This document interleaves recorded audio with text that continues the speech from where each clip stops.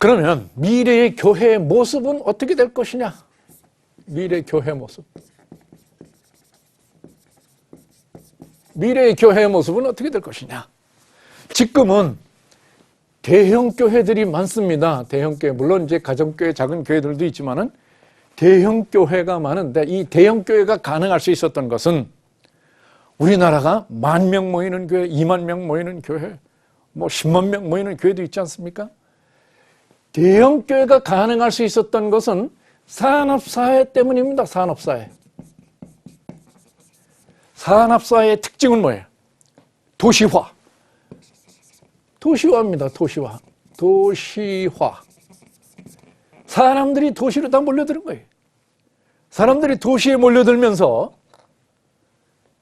교회에 나가야 되겠는데,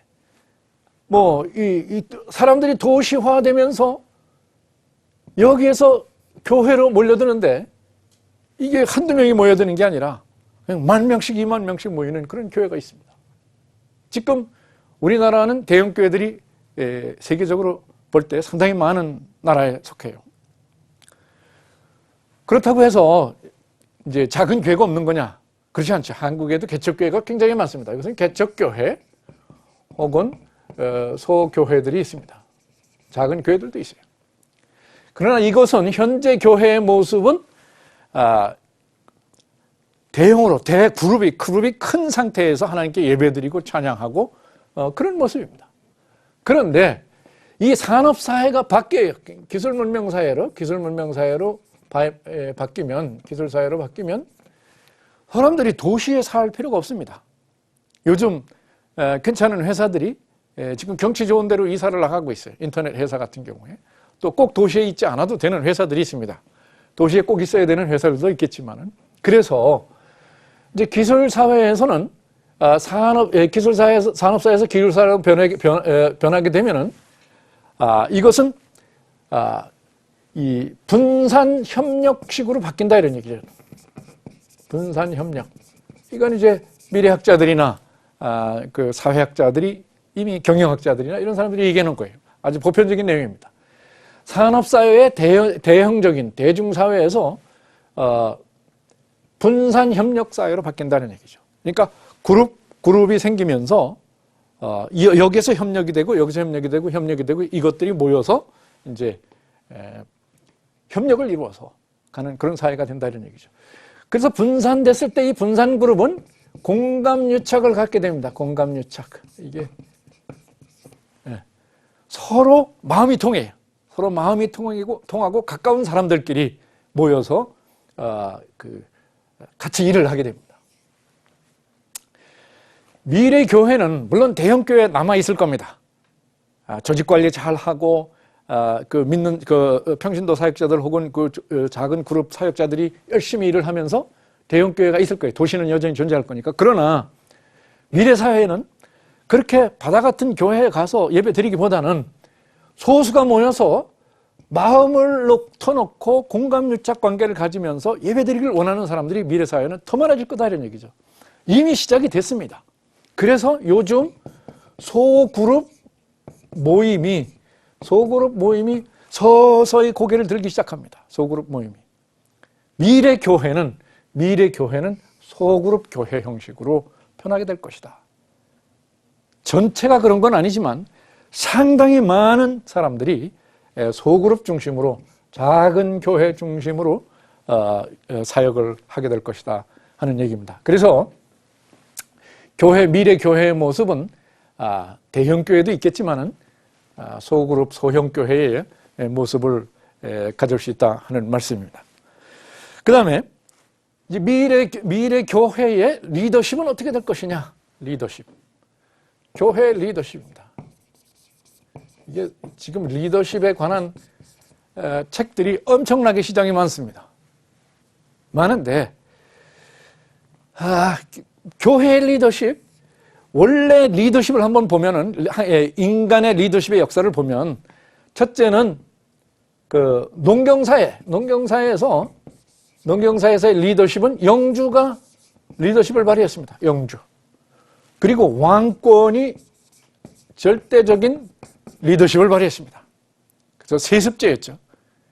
영주의 아들이 리더십을 승계하고 또 왕의 아들이 리더십을 승계했습니다. 이렇게 산업사에서는 어떻게 됐느냐? 산업사에서는 카리스마가 있는 사람들, 강력한 카리스마 있는 사람들, 그냥 수많은 대중 앞에서 굉장한 슬로건을 내걸고 대중연설을 하면서 막강한 힘이 있는 것처럼 이렇게 떠들어대는 사람들이 리더십을 발휘했습니다. 우리의 과거도 그랬고요. 이것은 사실은 추상적인 힘입니다. 추상적 힘이 실질적인 힘이라기보다는 대중을 다 관리할 수가 없어요. 그래서 어떤 카리스마가 있는 것처럼 작용을 하면서 추상적인 힘을 가지고 있는 사람에게 표를 주고 그 사람이 나라를 이끌어가고 이제 그런 것이 굉장한 리더로 생각을 했었습니다. 아마 5년 전, 10년 전만 해도 우리나라는 여기에 속했다고 볼 수 있어요. 그런데 기술문명사에서는 어떻게 되느냐? 기술문명사에서는 이제는 서비스를 해야 된다. 서비스 리더십입니다. 왜냐? 사람들이 여기 SNS가 있어요. 서비스 소통이 굉장히 중요한데 이 SNS가 사회를 변화시키고 있습니다.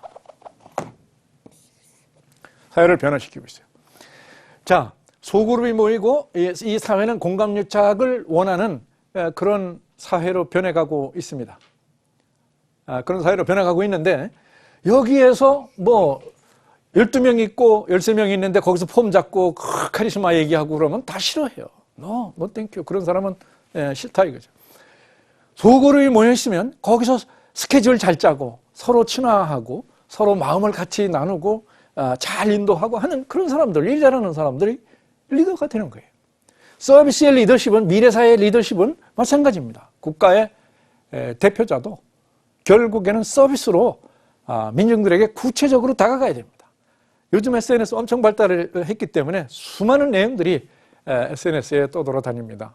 그래서 이제 미래사회의 리더는 피라미드형으로 꼭대기에 이렇게 있는 것이 아니고 수평적 관계로 이렇게 내려간다고 그랬습니다. 미래의 리더십은 수평적 관계가 된다 이런 얘기죠. 피라미드형의 리더십은 산업사회의 리더십입니다. 미래사회에는 수평적 관계, 거의 수평적 관계. 그래서 꼭대기에서 좋은 자리에 갔다고 폼 잡고 이렇게 의시되고 완장차고 하는 것처럼 행동을 하다가는 아주 보기 좋게 넘어지는 그런 시대가 이제 돌아오고 있습니다. 미래사회는 서비스하는 시대다 이런 얘기죠. 그런데 이 서비스는 누가 가르쳐 준 거냐 이거예요. 이 서비스는 예수님께서 섬김의 리더십을 우리에게 주신 겁니다. 섬김의 리더십. 제자의 팔을 씻고 12명을 잘 관리하면서 서비스하면서 그들을 극진히 관리를 하고 리드를 했습니다. 그리고 수많은 군중들을 이끌었고요.